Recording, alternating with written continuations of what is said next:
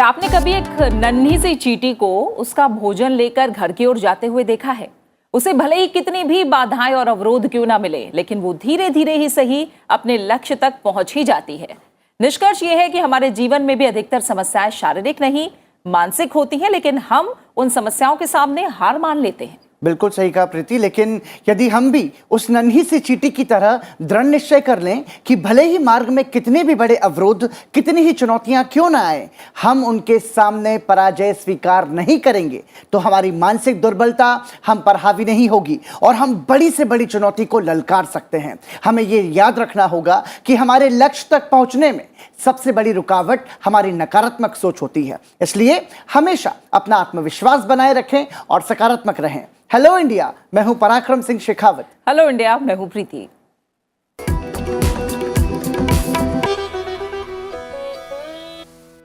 और आइए सबसे पहले जानते हैं कि हेलो इंडिया में आज क्या है खास। हेलो इंडिया में जानेंगे देश दुनिया का हाल, नजर डालेंगे राष्ट्रीय खबरों पर और साथ ही जानेंगे राज्यवार खबरें और साथ ही अंतर्राष्ट्रीय समाचार भी।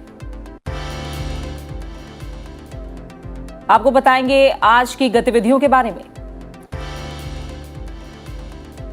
और आज नेशनल मैरीटाइम डे है, बताएंगे आपको इस दिन के महत्व और इतिहास से वाकिफ कराएंगे। साथ ही पलटेंगे इतिहास के पन्नों को, जानेंगे आज के दिन से जुड़ा इतिहास। और इसके साथ ही हेलो इंडिया में बहुत कुछ होगा खास, तो अगले आधे घंटे तक जुड़े रहिए मेरे और प्रीति के साथ। और आइए शुरुआत करते हैं मुख्य खबरों के साथ।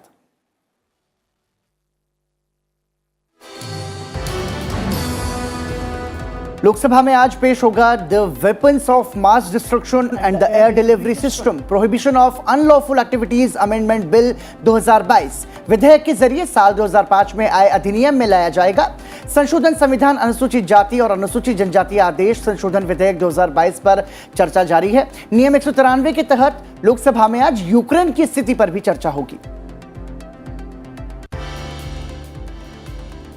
राज्यसभा में आज chartered accountants, cost and works accountants और कंपनी सेक्रेटरी संशोधन विधेयक 2022 लिस्टेड है। दिल्ली नगर निगम संशोधन विधेयक 2022, साथ ही संविधान अनुसूचित जनजाति आदेश संशोधन विधेयक 2022 पर चर्चा जारी रहेगी। श्रम और रोजगार मंत्रालय के कामकाज पर भी आज राज्यसभा में चर्चा होगी। सोमवार को दंड प्रक्रिया पहचान विधेयक 2022 लोकसभा से पारित किया गया। गृह मंत्री अमित शाह का बयान इस पर आया। दुनिया भर में कई प्रावधानों का अध्ययन करने के बाद यह विधेयक लाया गया।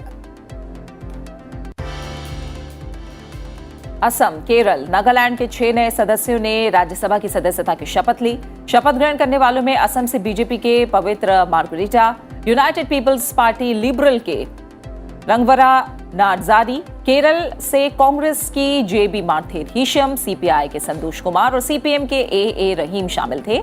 इनके अलावा नागालैंड से बीजेपी के एस फांगनान कोन्यक ने भी उच्च सदन की सदस्यता की शपथ ली।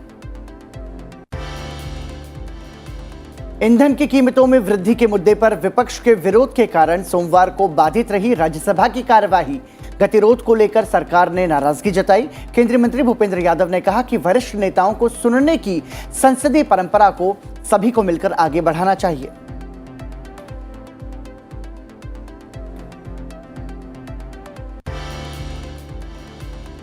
विदेशी निवेश पर लोकसभा में उठे एक सवाल के जवाब में वित्त मंत्री ने बयान दिया। आना जाना एफआईआई और एफपीआई का स्वभाव है। वास्तविक निवेश देखना हो तो प्रत्यक्ष विदेशी निवेश यानी एफडीआई पर गौर करना जरूरी है। और आइए अब एक नजर डाल लेते हैं देश की बड़ी खबरों पर। राष्ट्रपति रामनाथ कोविंद नीदरलैंड की 3 दिवसीय आधिकारिक यात्रा पर एम्स्टरडैम के शिफोल अंतर्राष्ट्रीय हवाई अड्डे पहुंचे। यहां उनका जोरदार स्वागत किया गया। राष्ट्रपति और प्रथम महिला सविता कोविंद ने एम्स्टरडैम के केकेनहोफ का दौरा किया, जहां डच विदेश मंत्री और उप प्रधानमंत्री ने उनका स्वागत किया। वहां राष्ट्रपति ने पीले ट्यूलिप की एक नई नस्ल का नाम मैत्री रखा, जो भारत और नीदरलैंड के बीच विशेष और स्थायी मित्रता का प्रतीक है। राष्ट्रपति कोविंद ने दोनों देशों के बीच बहुआयामी साझेदारी और लोगों के बीच जीवंत जुड़ाव के बारे में बात की। प्रधानमंत्री नरेंद्र मोदी ने हंगरी के संसदीय चुनावों में जीत हासिल करने पर अपने समकक्ष विक्टर ओबर्न को बधाई दी है। विक्टर ओबर्न ने हाल ही में हुए चुनाव में बड़ी जीत दर्ज की है।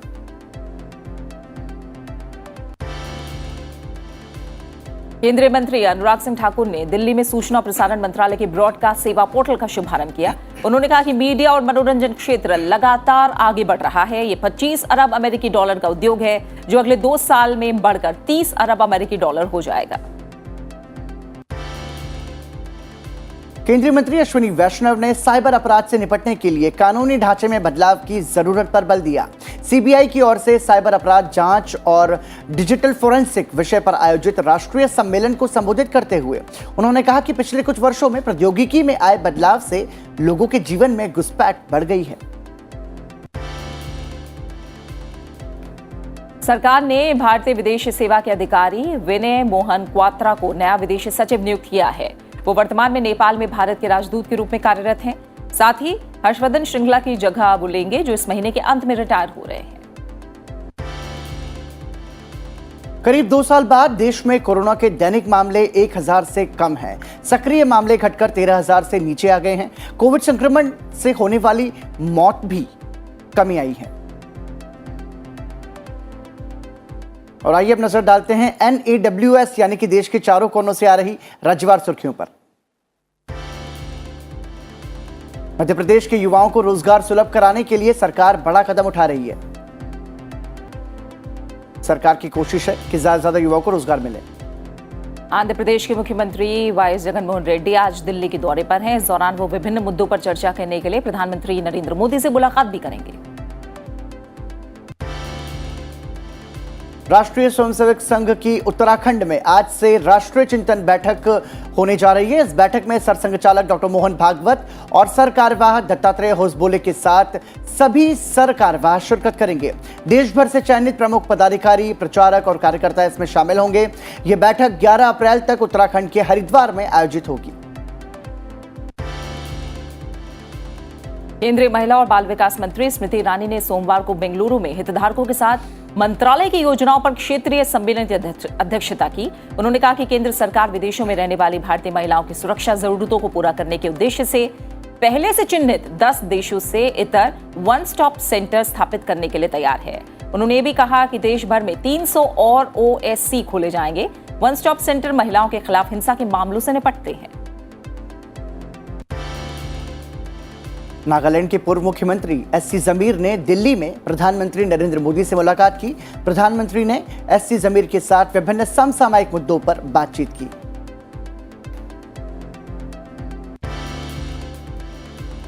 उत्तर प्रदेश के मुख्यमंत्री योगी आदित्यनाथ ने श्रावस्ती में प्रदेशव्यापी स्कूल चलो अभियान की शुरुआत की। उन्होंने बेसिक शिक्षा विभाग के अधिकारियों से प्राथमिक और उच्च प्राथमिक स्कूलों में 100% नामांकन सुनिश्चित करने की अपील की और इस अभियान को पूरे देश में चलाने के निर्देश दिए हैं।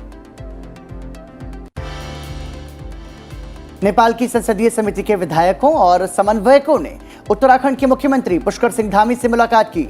इस दौरान दोनों देशों के बीच के संबंधों में मजबूती लाने के लिए कई मुद्दों पर चर्चा हुई। आंध्र प्रदेश के मुख्यमंत्री वाईएस जगनमोहन रेड्डी ने वीडियो कॉन्फ्रेंसिंग के जरिए राज्य के 13 नए जिलों का औपचारिक उद्घाटन किया, जिसके बाद प्रदेश में अब जिलों की संख्या 26 हो गई है। आंध्र प्रदेश में 25 लोकसभा क्षेत्रों के आधार पर ये जिले बनाए गए हैं। श्रीलंकाई नौसेना ने उसके जल क्षेत्र में मछली पकड़ने के आरोप में तमिलनाडु के 12 मछुआरों को गिरफ्तार किया है। साथ ही एक नौका भी जब्त कर ली है। 29 मार्च के बाद से तीसरी बार श्रीलंका की नौसेना ने भारतीय मछुआरों को गिरफ्तार किया है। जम्मू कश्मीर के श्रीनगर के लाल चौक के मैसूमा में हुए आतंकी हमले में सीआरपीएफ के 2 जवान जख्मी हो गए। इस हमले के बाद तलाशी अभियान तेज कर दिया गया है।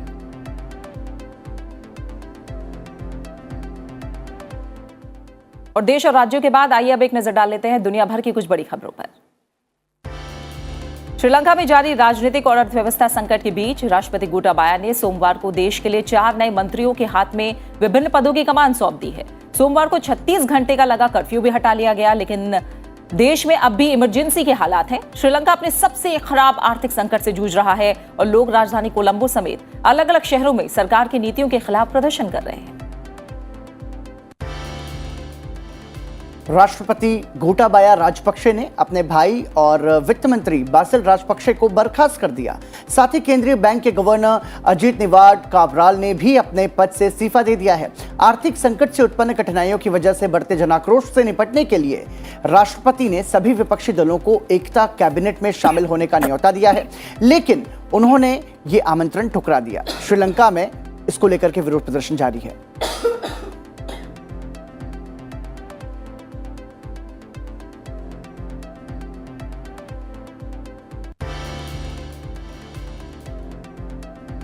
पाकिस्तान के सुप्रीम कोर्ट ने इमरान खान की सिफारिश पर राष्ट्रपति द्वारा संसद को भंग करने पर कोई फैसला किए बिना सुनवाई आज तक के लिए स्थगित कर दी है। दरअसल नेशनल असेंबली के उपाध्यक्ष कासिम सूरी ने तथाकथित विदेशी साजिश से जुड़े होने का हवाला देते हुए प्रधानमंत्री इमरान खान के खिलाफ विपक्ष के अविश्वास प्रस्ताव को खारिज कर दिया था, जिसके बाद मामला अब सुप्रीम कोर्ट में है। उधर इमरान खान ने अपने विरोधियों के खिलाफ प्रदर्शन करने का ऐलान किया है। राजनीतिक और संवैधानिक संकट के बीच पाकिस्तान के राष्ट्रीय सुरक्षा सलाहकार मोईद यूसुफ ने इस्तीफा दे दिया है। रूस यूक्रेन के बीच चल रहे युद्ध को लेकर आज संयुक्त राष्ट्र सुरक्षा परिषद में बैठक है। यूक्रेन के राष्ट्रपति आज संबोधन करेंगे और बता दें कि यूक्रेन के बूचा शहर में जगह जगह बिखरी लाशों ने पूरी दुनिया को झकझोर दिया है।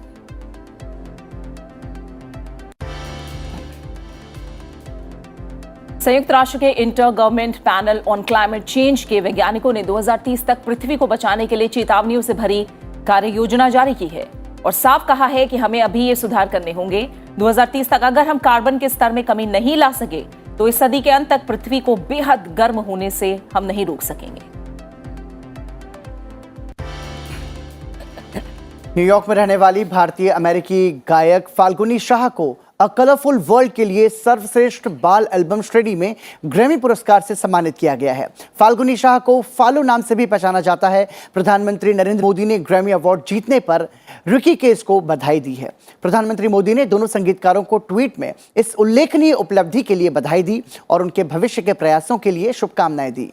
रिकी केस ने अपने एल्बम डिवाइन टाइड्स के लिए ग्रैमी अवार्ड हासिल किया है।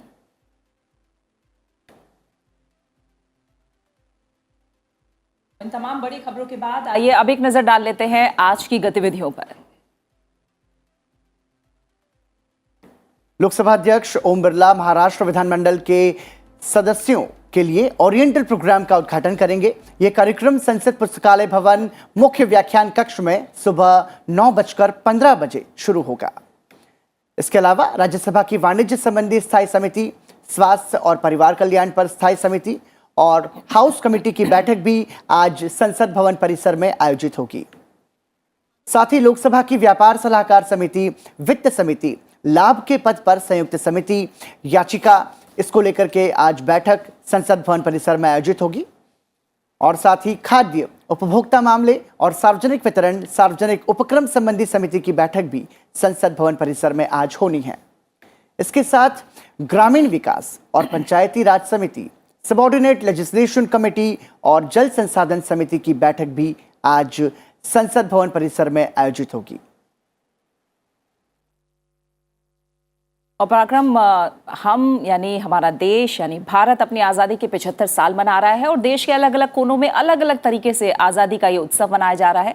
इस मौके पर देश भर में अलग अलग तरह के उत्सव हैं और भारत के करीब 200 साल के स्वतंत्रता संग्राम के इतिहास की कहानियों का संसद भवन के पुस्तकालय में भी प्रदर्शन किया गया। बिल्कुल, सारा देश आजादी के अमृत महोत्सव के तहत, चूंकि आजादी के हम 75 साल पूरे करने जा रहे हैं और जिसका जिक्र प्रीति ने इस प्रदर्शनी का किया जो कि संसद भवन परिसर में लगाई गई है, इस प्रदर्शनी का उद्घाटन लोकसभा अध्यक्ष ओम बिरला ने किया। आइए जानते हैं इस प्रदर्शनी से जुड़ी कुछ जानकारियां इस रिपोर्ट के जरिए। साल 1757 से 1947 तक के भारत के लगभग 200 वर्षों के इतिहास की कहानियों का संसद भवन के पुस्तकालय में प्रदर्शन किया गया है। लोकसभा अध्यक्ष ओम बिरला ने स्वतंत्रता संग्राम पर आयोजित इस प्रदर्शनी का उद्घाटन किया। केंद्रीय शिक्षा एवं कौशल विकास मंत्री धर्मेंद्र प्रधान ने भी इस प्रदर्शनी का अवलोकन किया। प्रदर्शनी का आयोजन भारत सरकार के शिक्षा मंत्रालय के उच्च शिक्षा विभाग द्वारा किया जा रहा है। यह प्रदर्शनी स्वतंत्रता संग्राम में अपने अमूल्य योगदान देने वाले गुमनाम स्वतंत्रता सेनानियों को सम्मान देने का एक प्रयास है। प्रदर्शनी का आयोजन 4 से 8 अप्रैल तक किया जा रहा है। प्रदर्शनी का अवलोकन करते हुए लोकसभा अध्यक्ष ने कहा कि भारत का स्वतंत्रता संग्राम विश्व में अतुलनीय है। लोकसभा अध्यक्ष ने इस अवसर पर आगंतुक पुस्तिका में एक संदेश भी लिखा। संस्कृति मंत्रालय राज्य सरकारों के सहयोग से देश भर में 100 से अधिक स्थानों पर डिजिटल प्लेटफॉर्म के माध्यम से इस प्रदर्शनी को दिखाएगा।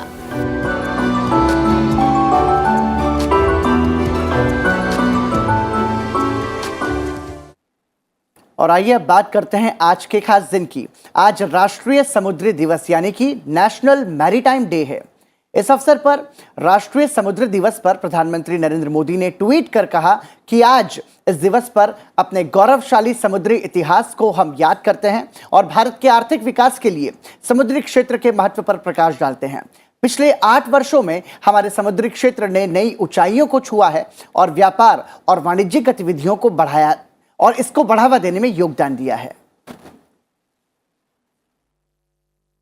और इस दिवस की बात करें पराक्रम, तो साल 1964 से 5 अप्रैल का दिन राष्ट्रीय समुद्री दिवस के रूप में मनाया जाता है। और आजकल हम देखें तो रूस यूक्रेन युद्ध जिसकी बात हो रही है और आशंकाएं ये भी जताई गई कि शायद विश्व युद्ध का रुख ना ले ले। ये तमाम आशंकाएं हैं। इस लिहाज से देखें तो हर जो देश है जो समुद्री सीमा जिसके पास है, आवागमन के लिहाज से, समुद्री यातायात के लिहाज से और सुरक्षा के लिहाज से ये दिन काफी अहम हो जाता है। बहुत महत्वपूर्ण है। और इसके साथ साथ प्रीति, हम ये भी समझना चाहिए कि समुद्री रास्तों के जरिए समुद्री सुरक्षा का मसला तो है ही, लेकिन इसके साथ साथ व्यापार भी दुनिया के कई सारे देशों का होता है। तो ऐसे में समझने की जरूरत है कि ये जो राष्ट्रीय समुद्र दिवस मनाया जाता है इसके पीछे का मकसद क्या है और इस दिन का महत्व क्या है। राष्ट्रीय समुद्र दिवस आपको बताते हैं अपनी इस खास रिपोर्ट के जरिए।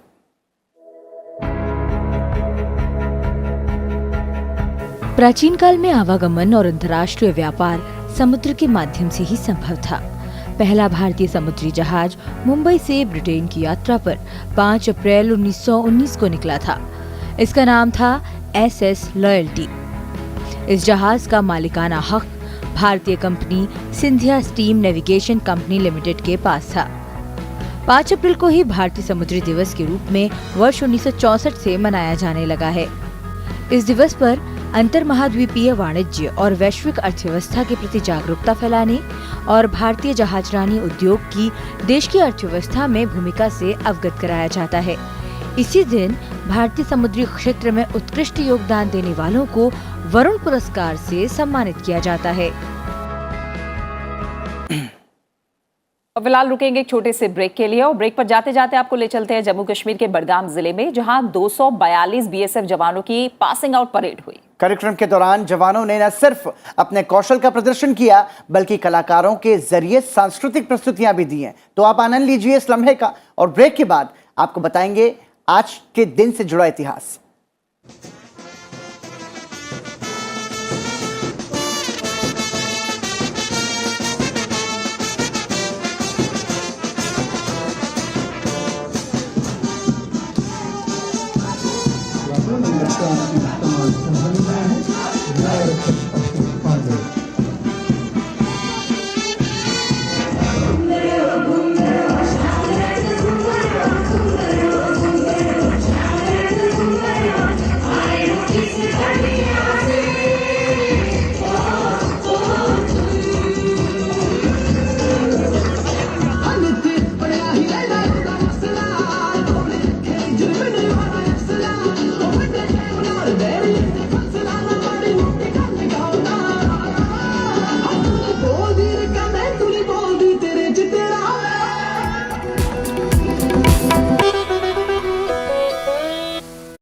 संसद के कामकाज का पूरा ब्यौरा सर्वदलीय बैठक के अंदर भी लोकसभा और राज्यसभा के एजेंडे पर विस्तार से नजर।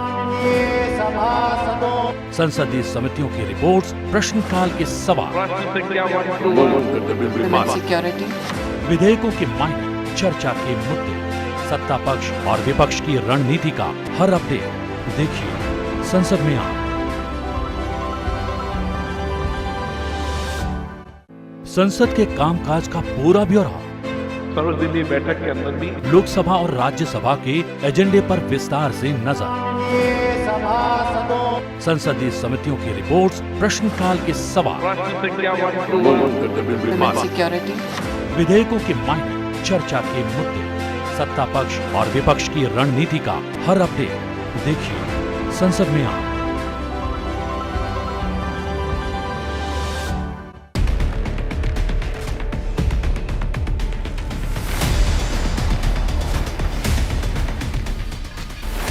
Nature and You, the Environment Series, aim is to awake and aware people to protect our environment, be it climate or wildlife crisis, depletion of ocean resources, waste management issues.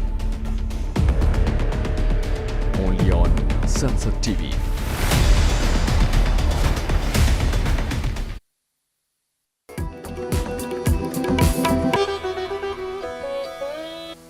Hello India break के बाद एक बार फिर आपका स्वागत। और आइए अब नजर डालते हैं आज के दिन से जुड़े इतिहास पर।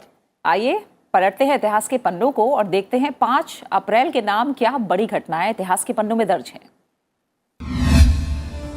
5 अप्रैल वर्ष 1930 को सुबह खादी पहने सैकड़ों गांधीवादी सत्याग्रही दांडी तट पर एकत्र हुए।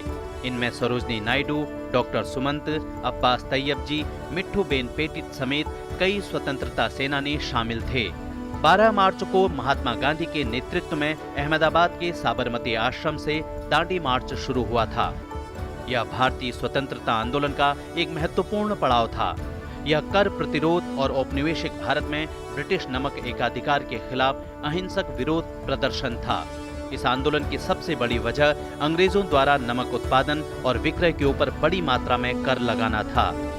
6 अप्रैल 1930 को 24 दिनों की यात्रा में 241 मील की दूरी तय कर गांधी जी ने समुद्र तट पर नमक कानून को तोड़ा था।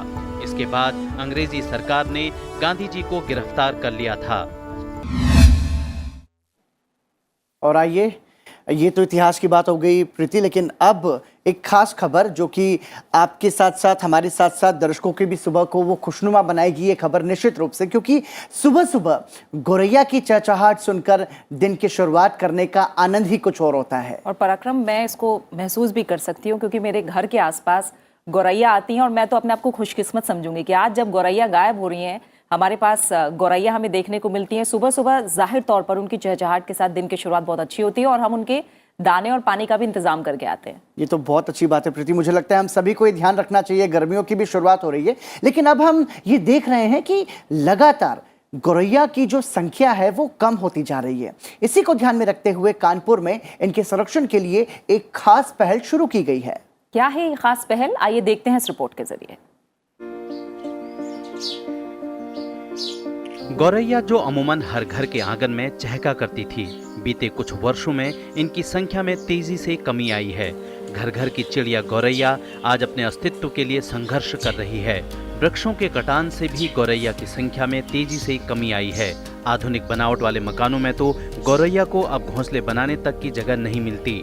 गौरैया के जन्मे अजन्मे बच्चे बिल्ली, कौवे, चील, बाज के शिकार बनते जा रहे हैं। गौरैया के अस्तित्व पर आए इस संकट के बीच कानपुर के कुछ युवाओं ने गौरैया को संरक्षित करने का बीड़ा उठाया है। इन युवाओं ने 2014 में sweet sparrow come back home अभियान की शुरुआत की। इस अभियान के तहत न सिर्फ गौरैया बल्कि दूसरे पक्षियों को भी आश्रय मिला। इस अभियान के तहत पूरे कानपुर शहर में अब तक करीब 7,500 लकड़ी के घोंसलों को रखा गया है। हम लोगों ने इस अभियान की शुरुआत सितंबर 2014 में करी थी। इस अभियान का नाम हमने sweet sparrow come back home रखा था। कारण ये था कि गौरैया हमारे घरों को छोड़ के कहीं दूर जा रही थी और गौरैया के साथ खासियत ये है कि वो हमारे घरों में रहना पसंद करती है। तो चूँकि हम उसे वापस बुलाना चाहते थे तो हमने अभियान को एक सिंबॉलिक नाम दिया, sweet sparrow come back home. तब से 2014 से 2022 आ गया है। इन 8 सालों में करीब हमने कानपुर शहर में इस अभियान की शुरुआत चूँकि करी थी, हमने करीब 7,500 घोंसले लगवाए हैं जो लकड़ी के वुडन बॉक्सेस होते हैं। और ये वुडन बॉक्सेस कम से कम कानपुर के में अगर बात करें तो करीब 6,500 लोगों ने इन बॉक्सेस को लगाया है। सुकून की बात यह है कि इस मुहिम की वजह से कानपुर शहर में अब गौरैया की संख्या 70,000 से बढ़कर 80,000 हो गई है। Sweet sparrow come back home अभियान के तहत तोता, मैना आदि को भी आश्रय मिला है। गौरैया के साथ ही जब दूसरे पक्षी भी लोगों को घोंसलों में दिखाई देने लगे तो उन्होंने पक्षियों को घरों में कैद करना बंद कर दिया। लोगों ने तोते को पिंजरे से आजाद कर दिया और पक्षियों को कैद करने की उनकी आदत छूट गई। समाज के लिए मिसाल बने कानपुर के युवाओं का ये अभियान निसंदेह काबिले तारीफ है।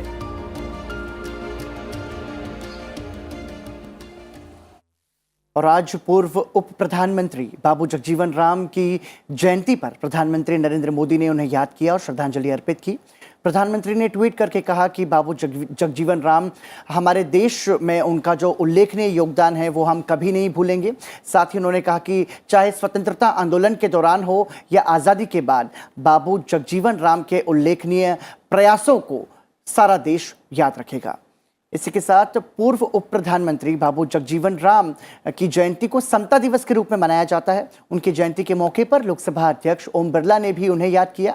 अपने संदेश में लोकसभा अध्यक्ष ने कहा कि बाबूजी के नाम से विख्यात महान स्वतंत्रता सेनानी और वरिष्ठ राजनेता बाबू जगजीवन राम की जयंती पर भावपूर्ण नमन उन्हें हम करते हैं। उनका जीवन राष्ट्र के प्रति समर्पण और निष्ठा का अद्वितीय उदाहरण है।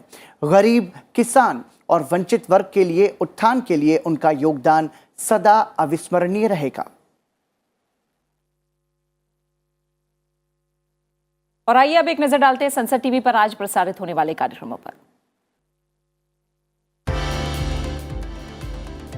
सुबह 10 बजे आप देख सकते हैं संसद में आज, और 11 बजे से राज्यसभा और लोकसभा दोनों सदनों की कार्रवाई का सीधा प्रसारण संसद टीवी पर। शाम 7 बजे संसद टीवी पर आप देख सकते हैं समसामयिक मुद्दे पर बड़ी बहस, कार्यक्रम मुद्दा आपका में। और रात 8 बजे हिंदी न्यूज बुलेटिन आज की खबर। 8:30 बजे देखिए हमारा स्पेशल प्रोग्राम पर्सपेक्टिव, और 9 बजे देखिए English news bulletin the news. रात 10 बजे संसद टीवी पर आप देख सकते हैं संसद के दोनों सदनों की कार्यवाही से जुड़ी हुई खास झलकियां इंग्लिश में, कार्यक्रम हाउस हाइलाइट्स में। और उसके बाद रात 10:30 बजे हिंदी में सदन दिन भर।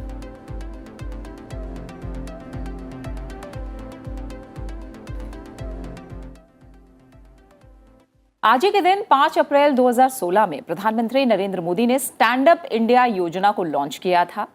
और स्टैंड अप इंडिया योजना महिला उद्यमियों और समाज के जो SC/ST वर्ग हैं उनके तहत आने वाले लोगों को फंड मुहैया कराती है। SC/ST श्रेणी के लोगों को प्रमुखता से आर्थिक सहयोग प्रदान करने के लिए भारत सरकार ने स्टैंड अप इंडिया योजना की शुरुआत की थी। इस योजना का उद्देश्य प्रत्येक बैंक शाखा में से कम एक SC/ST आवेदक और एक महिला उद्यमी को अपने स्वयं के उद्यम व्यवसाय को स्थापित करने में सक्षम बनाने के लिए 10 लाख से 1 करोड़ रुपए के बीच लोन देने में मदद करना है। और इसी के साथ फिलहाल हमारी इस खास पेशकश में इतना ही। मुझे और पराक्रम को दीजिए इजाजत और अपना अच्छे से ख्याल रखिए। नमस्कार। कल आपके साथ फिर मुलाकात होगी और संसद टीवी पर 10 बजे देखना ना भूलें हमारा खास कार्यक्रम संसद में आज, और 11 बजे से लोकसभा की कार्यवाही और राज्यसभा की कार्यवाही का सीधा प्रसारण संसद टीवी पर आप देख सकते हैं। नमस्कार।